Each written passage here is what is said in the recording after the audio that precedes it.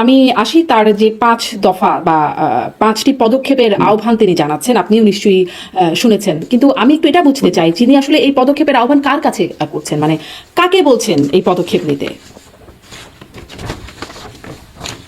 কোনটা? যে আজকে যে 5 দফার কথা বললেন? জি জি, 5 দফা। 5 দফার কথা তো পরিষ্কারভাবে যে বাংলাদেশ আওয়ামী লীগ কি চায়। আপনি দেখেছেন যে ইউনূসের অপসারণের ব্যাপারটা আলোচনাতে এসেছে। মাইনরিটিদের উপরে বা যদিও আমি মাইনরিটি শব্দটা অত্যন্ত অপছন্দ করি, কিন্তু আনফরচুনেটলি এগুলো চলে আসে।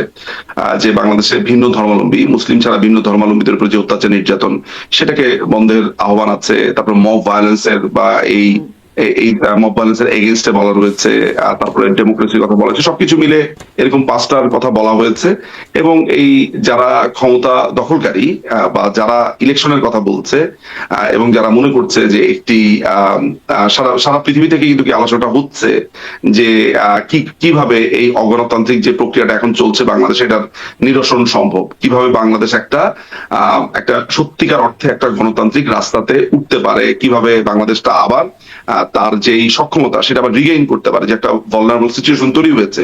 তো সামগ্রিকভাবে যে প্রশ্নগুলো সবগুলো কোয়ার্টার থেকে এসছে, সেই কোয়ার্টারকে অ্যাড্রেস করা হয়েছে। নিশ্চয়ই আপনার ইউনূসকে বলছে না বা ইউনূসের কাছে চাওয়ার কথা ইলিগাল একটা আপনার দখলদার বাহিনী, এই টোকাই জঙ্গি চোরদের মাধ্যমে।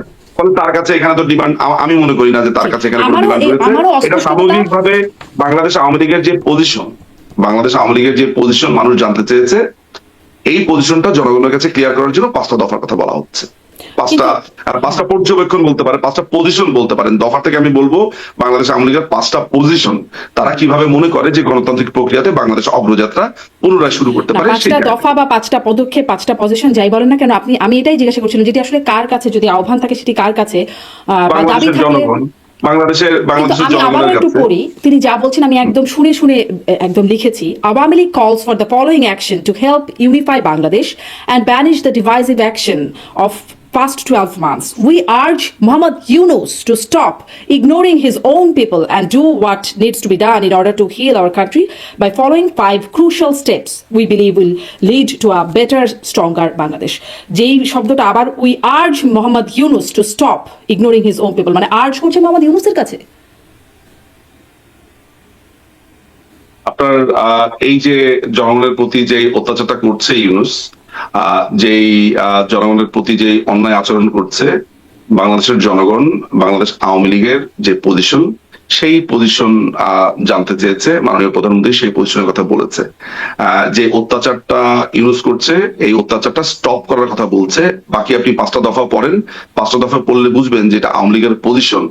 এই পজিশনটা জনগণের জন্য, আর যারা অত্যাচার করছে তাদের ক্ষেত্রে বলছে। আমি এখানে ঠিক প্রশ্নটা বুঝতে পারছি না যে ধরা যাক যদি আপনার কথা অনুযায়ী যদি আর্টসটা ইউনূসের প্রতিও হয়, তাতেই সমস্যা কোনটা? মানে যদি এটা হয়ও, মানে মূল প্রশ্নটা কোন জায়গাতে, যে ধরা যাক যে আর্টসটা ইউনূসের প্রতি, কার কাছে আহ্বান করছেন, কার কাছে দাবি করছেন? মানে আপনি যদি এখানে বুঝে থাকেন ইউনূসের কাছে, ধরা যাক ইউনূসের কাছে, দেন হোয়াট? মানে দেন হোয়াট আমি জানি না। আমি আসলে প্রথমে এটাই বুঝতে চাই যে কার কাছে আহ্বান, কার কাছে দাবি এটা। যদি এটা ইউনূসের এই দখলদার বাহিনীর কাছেই হয়, তারপরে কি? মানে এটা যদি ইউনূসের দখলদার বাহিনীর কাছেই এই কথাটা বলা হয় যে এগুলা করতে হবে, এগুলো থেকে সরে আসতে হবে এই দখলদার বাহিনীর কাছে, ধরা যাক যে আপনার কথা অনুযায়ী এইটা, আমার আন্ডারস্ট্যান্ডিং যেটা বলে, যেটা আমি আগে বলেছি, আমি আপনাকে 2টা জায়গা দেখাই, আপনার জন্য বুঝতে সুবিধা হবে। আমার কাছে হচ্ছে মাননীয় প্রধানমন্ত্রীর এই 5টা পয়েন্ট হচ্ছে জনগণের কাছে বাংলাদেশ আওয়ামী লীগের পজিশন বা বাংলাদেশ আওয়ামী লীগের অবস্থান। ঠিক আছে? শব্দের যেই ওয়ার্ডিংস যেটা দেখতে পাচ্ছি, সেই ওয়ার্ডিংস এ অ্যাপারেন্টলি বা প্রাইমা ফেসি বা আপাত দৃষ্টিতে মনে হতে পারে যে এই দাবিটা ইউনূসের এই অবৈধ সরকারের প্রতি হচ্ছে। এখন আমার প্রশ্ন হচ্ছে, আমি দুইভাবেই আসলে এটা বাংলাদেশ আওয়ামী লীগের একটা অবস্থান হিসেবে দেখি। যদি আপনার প্রশ্ন অনুযায়ী বা আপনি যেদিকে নিতে চাচ্ছেন যে এটা ইউনূসের এই দখলদার বাহিনীর প্রতি দাবি, তাতেও সমস্যাটা কি বা সমস্যা আদৌ আছে কিনা, আমি আসলে আপনার প্রশ্ন জানতে চাচ্ছি। যদি আপনার কথা অনুযায়ী নিশ্চয়ই এটা ইউনূসের কাছে হবে না, এই দাবি নিশ্চয়ই ইউনূসের কাছে হবে না। কিন্তু আমি আসলে পড়ে যা বুঝতে পারছি, আমি কি পড়ে ভুল মানে আমি কি লাইনটা আমি ভুল করছি না, দ্যাটস ফর শিওর। কারণ আমি লাইনটা আপনি মেটাফরিক ব্যাপারটা, আমি আলোচনা করছি মেটাফোর নিয়ে, যে এইটা এক ধরনের পজিশন পেপার। আমার কাছে এখনো পর্যন্ত আমি যা জানি, আমার যে ফার্স্ট হ্যান্ড নলেজ, এটা হচ্ছে বাংলাদেশ আওয়ামী লীগের পজিশন পেপার। যেমন ধরা যাক 1971 সালে যখন মুক্তিযুদ্ধটা হয়, তার আগে এই দখলদার যে এই আইয়ুব খান আছে, এই আইয়ুব খানের প্রতি আপনার কাছে মনে হতে পারে যে আইয়ুব খানের কাছে বলছে, বাট এইটাও কিন্তু আপনার জনগণের কাছে বাংলাদেশ আওয়ামী লীগের পজিশন। 1966 সালে যে 6 দফার কথা বলা হয়েছে, 6 দফাটা কার কাছে দাবি করছে? অবৈধ আইয়ুবের কাছে বা পরবর্তী সময় ইয়াহিয়ার কাছে? একই সাথে কিন্তু এটা জনগণের কাছে বাংলাদেশ আওয়ামী লীগের পজিশন, যেটার জন্য বাংলাদেশ আওয়ামী লীগ ভোট চেয়েছে। সো আমার আন্ডারস্ট্যান্ডিং কিন্তু ওই 6 দফার মতো আমার আন্দোলন, আমার কথা হচ্ছে পরবর্তীকালে যে অধিবেশনগুলো স্থগিত হয়েছে সেই অধিবেশনের প্রেক্ষিতে। একইভাবে বঙ্গবন্ধু কন্যা যখন এই 5টা দফার কথা বলছে, অ্যাপারেন্টলি আপনার কাছে মনে হচ্ছে যে এটা ইউনূসের কাছে বলছে, ইউনূসের কাছে চাইছে। আমার আন্ডারস্ট্যান্ডিং মেটাফরিক ভাবে আমি যেভাবে বুঝি, আমারটা কানেক্ট করে চিন্তা, সেটা হচ্ছে যে এইটা একই সাথে বাংলাদেশ আওয়ামী লীগের একটা পজিশন। আমি ধরে নিচ্ছি যে এই চাওয়াটা ইউনূসের দখলদার বাহিনীর কাছে মাননীয় প্রধানমন্ত্রীর বক্তব্য, যে তোমাদেরকে এটা করতে হবে, এটা করতে হবে, এটা করতে হবে, বা এইটা চাই, বা এইটা চাওয়া বাংলাদেশের গণতন্ত্রের জন্য এইটা দরকার।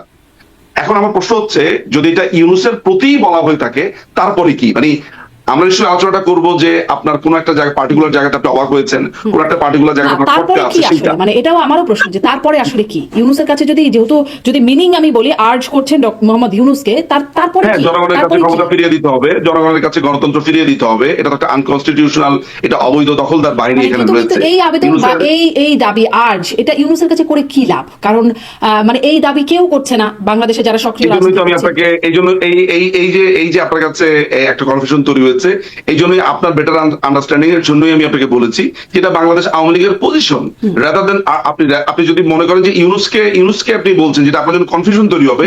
কিন্তু আপনি যদি ব্যাপারটাকে এইভাবে দেখেন যে বাংলাদেশ আওয়ামী লীগের এটা হচ্ছে পজিশন, যে তারা বাংলাদেশকে সামনের দিকে নিতে গেলে কোন 5টা স্টেপকে তারা মনে করে এই মুহূর্তে জরুরি, সেই পজিশন পেপারটা, তাই না? এটা বাংলাদেশ আওয়ামী লীগের তো অবস্থান, বাংলাদেশ আওয়ামী লীগের নেতা কর্মীরা, শুভানুধ্যায়ীরা, যারা বাংলাদেশ আওয়ামী লীগের স্টেক হোল্ডার, যারা বাংলাদেশ কিন্তু আওয়ামী লীগকে আপনি প্রশ্ন ভবিষ্যতে করছিলেন না? ভোট দেবেন কি দেবেন না সেটা নির্ধারণ করবে, আপনি যে তাদের প্রশ্ন জন্য তো করছিলেন- এটা জানা আপনি যে প্রশ্ন প্রয়োজন। করছিলেন তারপর কি, মানে আসলে আমারও প্রশ্নটা তারপরে কি, এই যে 5টা স্টেপ বললেন মানে আওয়ামী লীগ নেতৃত্ব, তারপরটা আমি আপনাকে বলতে পারি, ঠিক আছে, আমি বুঝতে পারছি আপনি এখন প্রশ্নটা আমার কাছে একটু ক্লিয়ার হয়েছে। সেটা হচ্ছে যে এই যে 5টা দফার কথা বলা হচ্ছে, এই 5টা দফা প্রথমে হচ্ছে যে এই জিনিসগুলো আমাদের প্রয়োজন গণতন্ত্র এবং বাংলাদেশের এই বর্তমানের মবক্রেসি বা ললেসনেস থেকে উত্তরণের জন্য। সো যদি শুভবুদ্ধি উদয় হয় এই ইউনূস প্রশাসনের, এই দখলদার বাহিনীর, তারা সেটা শুনবে, এটা অনুধাবন করবে বা ওই অনুযায়ী কাজ করবে, তাই তো? প্রথমে যখন আপনি একটা আন্দোলনে যাবেন, আন্দোলনে যাওয়ার জন্য আপনি আস্তে আস্তে সংগঠিত হবেন, তখন আপনাকে আপনার দফা দাবি কিংবা আপনার যে দলীয় পজিশন সেটা মানুষের সামনে ব্যক্ত করতে হবে। আপনারা জানেন যে গত প্রায় 17 মাসে আমাদের প্রায় 5 লক্ষ নেতাকর্মীকে গ্রেফতার করা হয়েছে। বাংলাদেশ আওয়ামী লীগের প্রায় 150 বা 120-30-এর মতো আপনার এমপি গ্রেফতার, সংসদ সদস্যকে গ্রেফতার করা হয়েছে। আর খুন তো আছেই। গতকালকে জাস্ট কয়েক ঘন্টা আগে বাগেরহাটের ছাত্রলীগের এক কর্মীর ওয়াইফকে গলায় ফাঁস দিয়ে আত্মহত্যার স্টেজ সাজানো হয়েছে, তার ছোট একটা বাচ্চাকে মরে পড়ে আছে। সো এই ভয়ঙ্কর সমস্ত ঘটনাগুলো ঘটছে, সেটার প্রেক্ষিতে বাংলাদেশ আওয়ামী লীগের যে রাজনৈতিক যেই আমি বলবো যে জনগণের যে জানতে চাওয়া বাংলাদেশ আওয়ামী লীগ আসলে কোন পথে যাবে, কিভাবে যাবে, এটাকে আপনি এক ধরনের শুরু বলতে পারেন, এক কোন ধরনের পথে যাবে কিভাবে যাবে সেটা কি কিছু বলা আছে 5 পয়েন্টে? আমি কিন্তু পাচ্ছি না। এই কোন পথে যাবে কিভাবে যাবে এর আগে 21 দফা দিয়েছে, আপনি মনে হয় খেয়াল করেননি। বাংলাদেশ আওয়ামী লীগ কি করতে চায়, বাংলাদেশ আওয়ামী লীগ কি চায়, সেটা নিয়ে অলরেডি বাংলাদেশ আওয়ামী লীগ 21 দফা দিয়েছিল কি আজকে করতে থেকে চায়? প্রায় 4-5 মাস আগে। একটুখানি আমাকে আরেকবার একটু সামারি করে বলবেন কি করতে চায়? আমি 21 দফা আমার কাছে 21 দফাটা এই মুহূর্তে নেই, আমি খুঁজলেই পাবো। সামারি সেই 21 দফার কথা, বাংলাদেশ আওয়ামী লীগ সেই 21 দফার কথা ওই সময় প্রকাশিত হয়েছিল। আমি মনে করি যে এই 5 দফাটা সেটা একটা সামারি ভার্সন, বিকজ আমি সেই সময় যে দাবিগুলো দেখতে পেয়েছি সেই দাবিগুলোরই আমি একটা মোটামুটি একটা সামারি পেয়েছি। এখন বাংলাদেশ আওয়ামী লীগ আস্তে আস্তে সংগঠিত হচ্ছে আন্দোলনের দিকে, তার এক ধরনের স্ট্র্যাটেজি সাজাচ্ছে, সেটার জন্য তো জনগণের কাছে তার একটা পছন্দ ব্যাপার লাগবেই, ফলে সেটার জন্য এই দাবিগুলোর কথা উঠেছে। স্বাভাবিক, আপনি যদি একটা রাজনৈতিক দল হিসেবে আন্দোলনে যান, আপনার তো জানা লাগবে যে কোনটার উপরে বেস করে আপনি কোনটা করতে চান। সো সেটা যতটা না ইউনূসের কাছে আপনার মনে হচ্ছে, ততটা মনে হচ্ছে যে আমাদের স্টেক হোল্ডার যারা আছে, কর্মী সমর্থক শুভানুধ্যায়ী কিন্তু যারা আছে, আমি এখান থেকে মানে সেটা কিন্তু স্পষ্ট হয় না যে কি করবেন বা কিভাবে করবে আওয়ামী লীগ, সেই বিষয়টা এখানে স্পষ্ট সেটা পরবর্তী, হ্যাঁ অবশ্যই নির্দেশ হয় না, একদম আপনি ঠিক বলেছেন, আমি আপনার সাথে একমত। এটার জন্যই আপনাকে অপেক্ষা করতে পরবর্তী নির্দেশনার জন্য। প্রথমে তো আমি বলবো যে আমি এই জিনিসগুলো চাই, প্রথমে তো আমি বলবো যে এই জিনিসগুলো করা উচিত, এরপরে এই করা উচিত গুলো করার জন্য আমাদের কর্ম পরিকল্পনা কি সেটা সামনে আসবে। এবং বাংলাদেশ আওয়ামী লীগ, আপনি যদি বাংলাদেশ আওয়ামী লীগ একটি রাজনৈতিক পার্টি হিসেবে চিন্তা করেন, তাহলে দাবির পরে এই দাবিগুলোকে কিভাবে আপনার এটাকে বাস্তবতাতে পরিণত করা হবে সেটা নির্দেশনা আসবে। প্রথমে তো আমি যদি আপনার কাছে বা আমি যদি মনে করি যে এই মুহূর্তে আপনি বাংলাদেশ দখল করে আছেন, আমি যদি এখন ধরেন আমি যদি এখন যদি মনে করেন যে আমার কর্মী সমর্থক তাদের কাছে আমার অবস্থানটাও ব্যক্ত করব, আপনাকেও আমি এটা জানান দিতে চাই, তাহলে আমি কি করব? আমি এমন ভাবে ওয়ার্ডিং গুলো সেট করবো যে ওয়ার্ডিং গুলো সেট করা একই সাথে আমার পজিশনটাও নেতা কর্মীরা জানতে পারে, একই সাথে আপনিও জানতে পারেন। সো প্রথমে আপনাকে জানান দিয়ে কথাগুলো শুরু করব। এরপরে যদি আপনি এই কথা অনুযায়ী অ্যাক্ট না করেন, এটাকে অনুধাবন না করেন, পরবর্তী সময় আমি আরো কঠোর জায়গাতে যাব এবং তখন আমি আমার কর্ম পরিকল্পনা বা আমার রূপকল্পটা দিব। এটাই তো স্টেপ। পরবর্তীতে দেবে বলে বলছেন আপনি, কিন্তু মানে বাকি আর 1 মাসও নাই, মানে এটা তো ইন্ডিকেট করে তাই, এটা তো সেটা ইন্ডিকেট করে। জি, নির্বাচনের আর 20 দিনের মতো বাকি আছে। কবে রূপকল্প আপনি দেবেন? কি মনে করেন, আপনি কি এটা মনে করেন যে মানে এই যে আপনি বললেন যে 20 দিনের মতো বাকি আছে, দুটো আপনি ভুল শব্দ চয়ন করলেন। প্রথমত আপনি এটাকে ইলেকশন বলছেন সিলেকশনের বদলে। 1 নাম্বার আমার কাছে যেটাকে ভুল মনে হয় যে আপনি একটা সিলেকশন কি ইলেকশন বলছেন। 2 নাম্বার হচ্ছে আপনি মনে করছেন যে ইলেকশনকে কেন্দ্র করে আপনি এই যে যেটাকে আপনি ইলেকশন মনে করছেন সেটাকে আবার কেন্দ্র করে আপনি মনে করছেন যে 5 দফাটা দেওয়া হয়েছে সেটার জন্য। আমরা তো সেটার জন্য না। ইলেকশন এই 12 তারিখে কি হবে না হবে, do you think we care about it? আপনার কি আপনি বাদ দেন আওয়ামী লীগের কথা, আপনার কি মনে হয় এটা একটা ইলেকশন? আপনার মনে হয় কিনা? আপনি বলছেন do you think we care about it, কিন্তু আপনারা মানে খোদ শেখ হাসিনা বলছেন তারা নির্বাচনে অংশ নিতে চান এবং 12 তারিখে নির্বাচনের আয়োজন করছে বর্তমান সরকার। নির্বাচনে আপনারা 12 তারিখে নির্বাচনে অংশ নিতে চায়, কিন্তু কোনখানে তিনি বলেছেন তিনি 12 তারিখে নির্বাচনে অংশ নিতে চান? এখন নির্বাচন তো 12 তারিখেই হচ্ছে, মানে আপনারা কোনটাতে নির্বাচন নিতে চান সেটা তো আমরা জানি না, এইটা আপনার একটা দেখেন দুটো জিনিস। একটা হচ্ছে যে আপনি যে ভাবনাটা ভাবছেন, তার মানে 5 বছর পরে আবার যে নির্বাচন হবে সেটাতে আপনারা অংশ নিতে চান না। 5 বছর আপনাকে কে বললো যে 5 বছর আবার ইলেকশন হবে? এমন তো হতে পারে যে এই সিলেকশন প্রসেসটা পুরোপুরি বাতিল হয়ে যেতে পারে, নতুন করে ইলেকশন হতে পারে, ইউ নেভার নো। সুতরাং আপনি যেটাকে একটা ধ্রুব মেনে নিচ্ছেন, আপনি সবচেয়ে বড় ব্যাপার হচ্ছে যে আপনি গণতন্ত্রের কথা বলছেন। আপনি এর আগে অনেকবার গণতন্ত্রের কথা বলেছেন, গণতন্ত্রের কথা বলেন, আপনি গণতন্ত্রকে রেসপেক্টও করেন। যে মানুষটা গণতন্ত্রকে রেসপেক্ট করে সে আবার 12 তারিখের একটা ইলেকশনকে বলছে ইলেকশন, মানে ইলেকশন বলে অভিহিত করছে 12 তারিখে যেটা হতে যাচ্ছে। সো এটা তো খুবই কন্ট্রাডিক্টরি। আপনার কাছে মনে হচ্ছে এটা ইলেকশন? বাংলাদেশ আওয়ামী লীগ যেখানে বাংলাদেশের একটা বৃহত্তম রাজনৈতিক দল, সেই বৃহত্তম রাজনৈতিক দলকে ছাড়া এটাকে আপনি ইলেকশন মনে করছেন?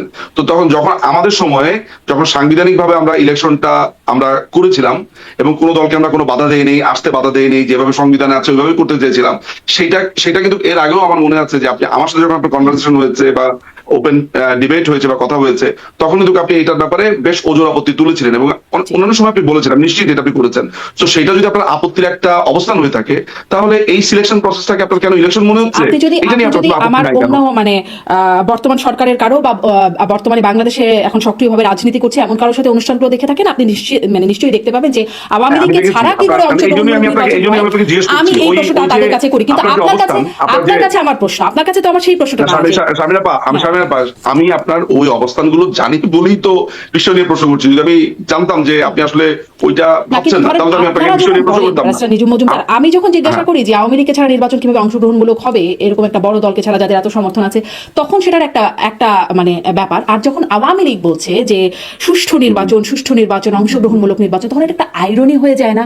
কারণ আওয়ামী লীগ আমি একটু শেষ করি, কারণ আপনাদের সময় এই কথা আবেদন নিবেদন আন্দোলন দেশি বিদেশি চাপ কত কিছুই না এসেছে, কিন্তু আপনারা তো মানে একদমই ডিনাই করে গেছেন যে, এবং সেটাই সুষ্ঠু বলে আপনারা চাপিয়েও দিয়ে এসেছেন। এখন আপনারা যখন বলছেন মানে এখনো শুধু সুষ্ঠু বলে এই যে আপনার শব্দ চয়ন বা যেটা বলছেন, আমার মনে হয় এগুলো একটু আমি আপনাকে একটু বলি। সেটা হচ্ছে যে first of all Bangladesh Awami লীগের সময় যে ইলেকশন গুলো হয়েছে, আমি প্রথম 2008 থেকে 2013 বা 14 পর্যন্ত ইলেকশনটাকে আমি বাদ দিয়ে, যেটা নিয়ে আপত্তি বেশিরভাগ সময় বিরোধী দলগুলো করে, সেটা হচ্ছে 2014, 18, 24 ইলেকশনটাকে করে।